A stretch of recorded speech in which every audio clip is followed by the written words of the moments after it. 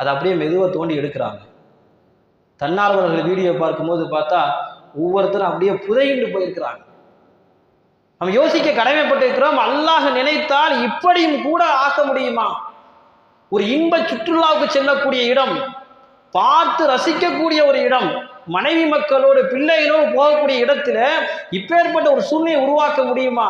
அல்லாஹ் ரப்புல் ஆலமீன் எதையும் நடத்துவதற்கு சக்தி பெற்றவன். அல்லாஹ்வுக்கு பயந்து வாழ வேண்டும்.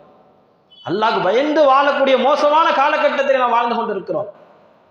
இப்போ சமீபத்தில் இந்த ஒரு 2 மாசமா நிறைய விபத்துகள் நீங்க கேள்விப்பட்டிருக்கலாம். இதுவெல்லாம் எதற்கு?